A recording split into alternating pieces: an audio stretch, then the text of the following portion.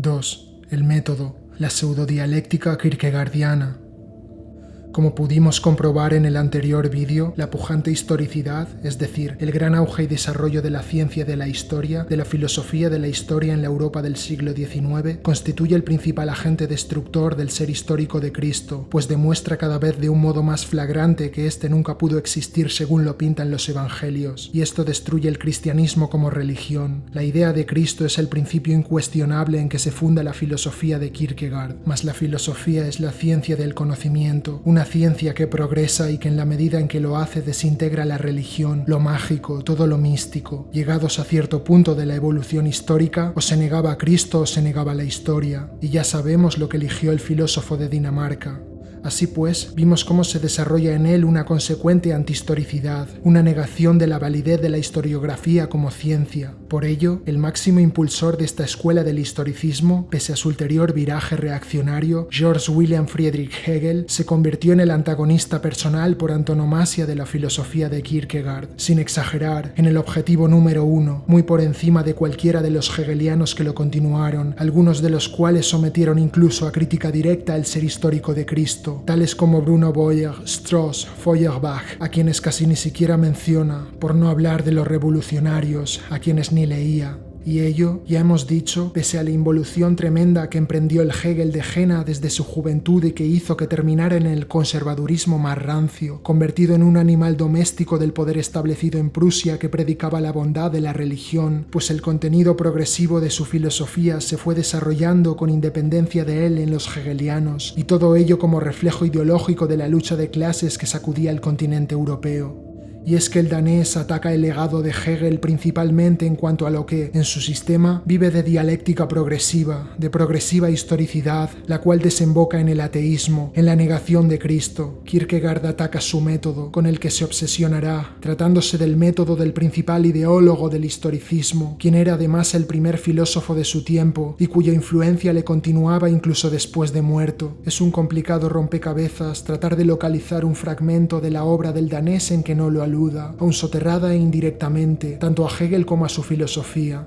Pese a toda la hermética de su individualismo, de su subjetivismo extremos, Kierkegaard no se convertirá para nada en una excepción que escape a la vasta influencia y universalización del historicismo, como corriente del progreso universal y de carácter objetivo. Ya se ha apuntado, como elemento superviviente del hegelianismo en desintegración, ni de la dialéctica de la historia. El hecho es que al filósofo de Copenhague le ganará tanto la dialéctica idealista que terminará haciéndola suya de algún modo, interiorizándola como método. Eso sí, no la dialéctica progresiva como tal, sino un trasunto deformado, casi reconocible de la misma. Kierkegaard someterá a la dialéctica progresiva a una mutilación acorde al grado de contradicción que en su espíritu despierta, esto es, en cuanto a historicidad progresiva que demuestra la inexistencia de Cristo. Así, lo hará en un sentido no solo diametralmente opuesto al certero y revolucionario de Marx y Engels, sino dando incluso varios pasos atrás en cuanto a la dialéctica idealista. Poco más adelante daremos los ejemplos concretos, ya que la toma en su forma más externa, la de la lógica formal, cosa a la que, por otra parte, se presta mucho la dialéctica de Hegel. Kierkegaard arrancará todavía más a la dialéctica de su lecho profundo, todo lo contrario a lo que hicieron los materialistas históricos, quienes, tras disiparla del oscurantismo hegeliano, pusieron del derecho y en su justo lugar.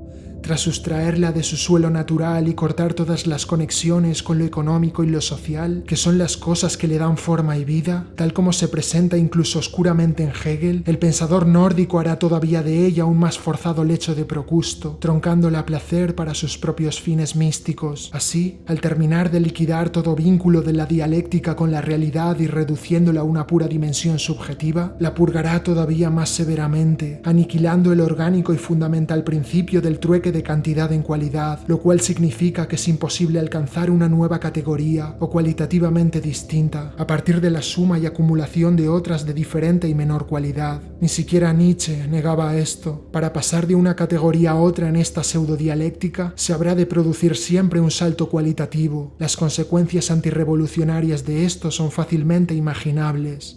Su autodenominada dialéctica cualitativa no es más que un salto regresivo a la lógica formal aristotélica, más la ya purgada de los escolásticos, con una sabrosa retórica y terminología hegelianas. Y esta dialéctica la pretende el danés superior a la de Hegel. Se trataba cabalmente de una dialéctica de marcado carácter subjetivista, que deshace todas las conquistas logradas en un retorno al idealismo subjetivo de Fichte, Schelling o Schopenhauer, los sepultureros del clasicismo filosófico alemán, pero abriendo una nueva dimensión todavía más regresiva. En cuanto a que fundada sobre el principio de la antihistoricidad, la dialéctica cualitativa kierkegaardiana surge como una reacción a la dialéctica progresiva hegeliana, lo que es completamente diferente de hacerlo como una superación de la misma, tal cual es el caso de la dialéctica del materialismo histórico, pero ya está bien de definiciones, de caracterizaciones por ahora. Vamos a ver directamente cómo funciona a grandes rasgos. Y haremos esto analizando brevemente los principales resultados que nos ofrece esta pseudodialéctica aplicada en la obra que aquí nos ocupa, Ejercitación del cristianismo, pues, repetimos, junto a la enfermedad mortal, constituye el grueso de su producción puramente cristiana, la más característica e importante, por ser donde más abiertamente expone su forma de pensar. Una de las tesis que Kierkegaard sostiene en base a la negación del principio del trueque de cantidad en cualidad de su dialéctica es la siguiente. La existencia de una comunidad cristiana con 1.000 millones de integrantes jamás podrá sustituir a uno solo que lo sea verdaderamente, pues es absurdo tratar de alcanzar una verdadera comunidad cristiana a base de añadir unidades a su conjunto. Un solo cristiano que lo sea verdaderamente vale más que toda la cristiandad en su conjunto.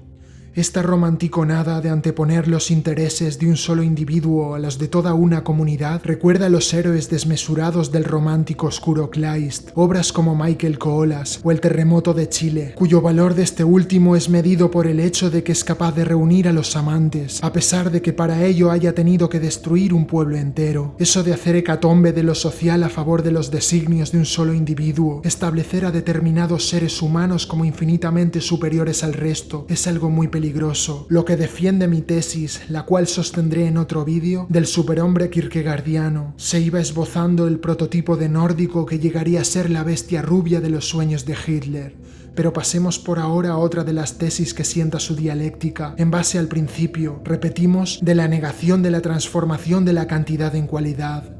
La acumulación de consecuencias históricas desencadenadas por el paso de Cristo sobre la tierra no es un criterio válido que demuestre cada vez más su existencia, que fuera Dios, como afirma la Iglesia. De hecho, tales consecuencias históricas no pueden demostrar nada sobre él, que fuera Dios solo puede ser creído mediante la fe. Negar la capacidad de los hechos históricos para demostrar cosa alguna acerca de un individuo en particular o medir el valor que éste pueda tener para la historia de la humanidad puede sentar un precedente para que se haga con otros tipos de hombres que se consideren a sí mismos superiores. Y de hecho lo sentó. Quizá alguien me reproche que esto lo dice únicamente de Cristo y que como tal no se aplica para los seres humanos, que estoy exagerando y sacando las cosas de quicio. Pero quien así argumentase ignora que para Kierkegaard ser cristiano es vivir en una radical imitación de Cristo, llegando a unos niveles en que, según podemos comprobar de modo apolíneo en ciertos pasajes, se produce una plena identificación del narrador con Cristo, creyendo hablar en su lugar, ser el mismo Cristo, cumpliendo con el ideal de Cristo y con el de Dios. Y si un hombre, una élite de hombres, pues solo a unos pocos naturalmente dotados se les puede pedir ese grado enfermizo de exigencia, creen identificarse con Dios, pero sigamos con la siguiente cosecha de su dialéctica cualitativa. No nos detengamos. El paso de uno a otro de entre los distintos estadios existenciales, el del estético al ético y de este al religioso y a la inversa, solo podrá darse por medio de un salto cualitativo, sobre todo aquel hacia el estadio religioso, el de la fe en Cristo. Todas estas tesis apuntan al mismo principio y pueden resumirse al cabo en una de sola, la que sienta el mito del salto de la fe, el cual supone algo puramente cualitativo, un movimiento brusco e irracional hacia la nada. Hemos tratado hasta aquí sobre todo de la estructura lógica formal que tiene la dialéctica cualitativa, pero vamos ahora a profundizar en el momento que más se concreta en lo material.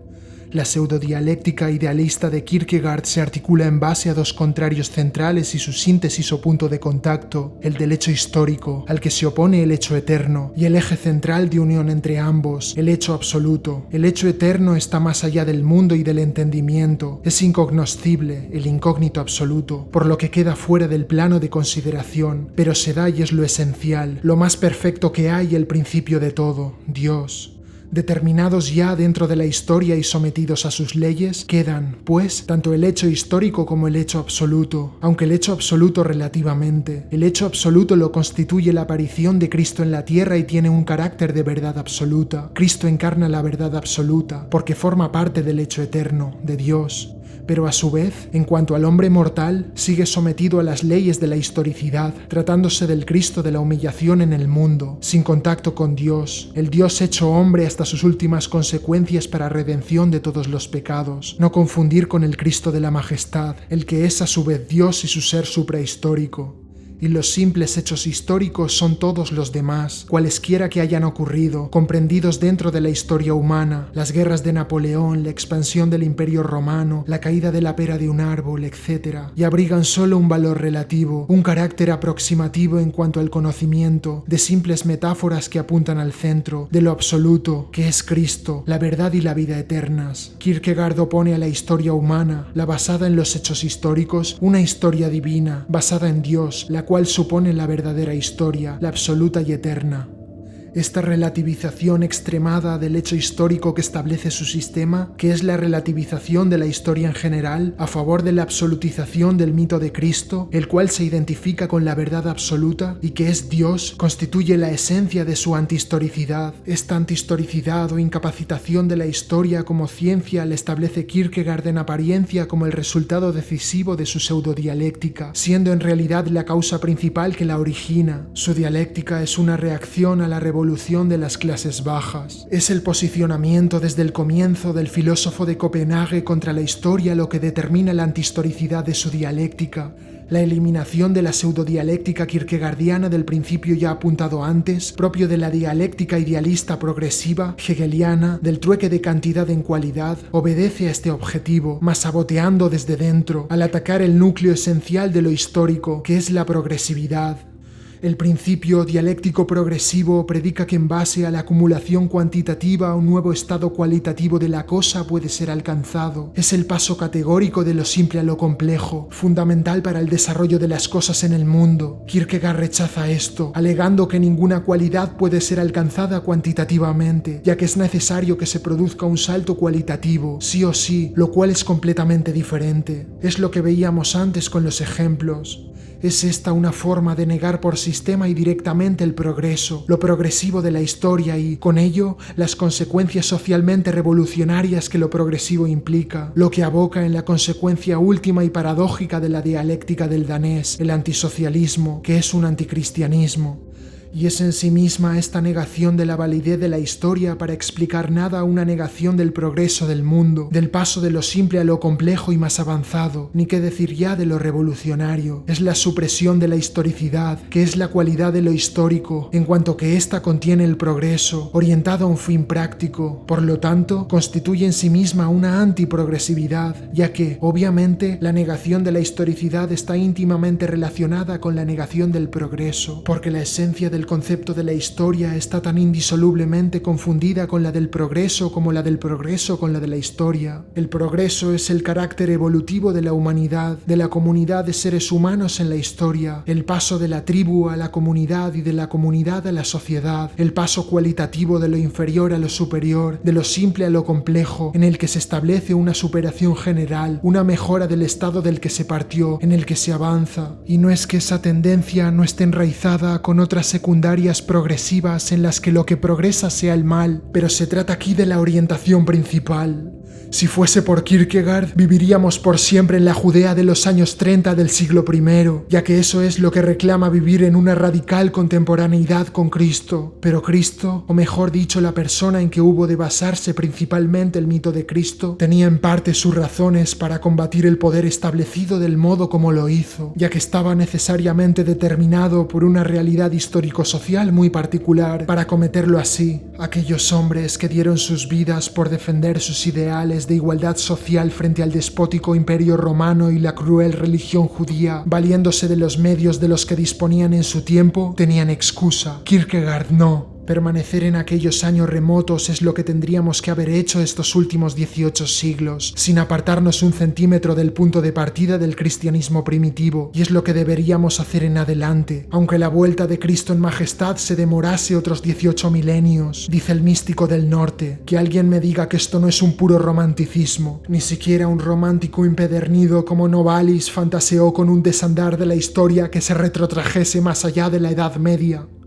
Y, como vemos en el apartado quinto del tercero de los ejercicios cristianos, en el que Kierkegaard explora el episodio bíblico en el que Pilatos le pregunta a Cristo ¿qué es la verdad?, concluyendo que el gobernador de Judea se cuestiona la mayor imbecilidad posible, al ser Cristo la verdad misma, queda establecido este como la medida de todas las cosas. Así sienta la tesis de que no puede quedar ningún saber acumulado sobre la verdad en la historia, pues esto supondría un atajo a Cristo. No se puede dejar nada aprendido en las generaciones posteriores. Los años transcurridos por un estudioso para alcanzar su descubrimiento científico no significan nada. Otra vez la negación del progreso y de la historia, pero con un especial énfasis escéptico, al atacar los principios de la gnosiología. El camino de la verdad y el conocimiento se convierte en algo puramente individual y subjetivo, como antítesis de lo social y lo objetivo. Cito: no importa nada, absolutamente nada, el hecho de que otro o todos los demás recorran el camino. No importa nada, absolutamente nada, que otro o incontables millones hayan recorrido el camino. La tendencia hacia el solipsismo y la negación de los otros en los caminos irracionalistas de Kierkegaard es cada vez más marcada. Quiero marcar un contraste aquí. Otra vez, comparada con la dialéctica materialista que Marx despliega en El Capital, la pseudodialéctica teológica del danés parece un ejercicio de un escolar talentoso, no lo niego, potenciada por una psicología muy ejercitada en la reflexión y en la introspección melancólica. La poderosa influencia en este punto en el filósofo nazi Heidegger es evidente. Apreciamos muy claramente cómo, en manos de Kierkegaard, la dialéctica se deforma, se amolda y se instrumentaliza a la medida de aquello que pretende combatir. ¿Es esto una norma? Como sucede con la lógica aristotélica de los escolásticos, los místicos cristianos, en Berkeley, por ejemplo. Y lo autodenominado como dialéctica por el nórdico no deja de ser una lógica formal bastante sofisticada, pero por esta deshistorización a la que Kierkegaard somete la historia, vemos unos resultados tan anacrónicos, una dialéctica tan anacrónica. No para de decir: si un cristiano fuese transportado a nuestros días, si nosotros volviésemos a sus días, lo cual es un tremendo absurdo, porque el ser de alguien no puede trascender los límites de su ser histórico. La dialéctica progresiva hegeliana se forjó con los fuegos de la revolución que incendiaron el continente. La interiorización oscura de los cambios de las luchas de clases y las causas son su base material, y ello no deja de ser un momento más decisivo, eso sí, pero la dialéctica en los hombres comenzó a formarse hace miles de años en las cunas de la civilización. El momento culminante en que, en verdad, la dialéctica cualitativa de Kierkegaard alcanza sus resultados más extremos es el tiempo en el que alumbra la enfermedad mortal o de la desesperación y el pecado, el libro que sigue a la principal obra que aquí hemos tratado. Pero ya me he pasado mucho de la extensión que me impuse, por lo que lo dejaremos para otro vídeo.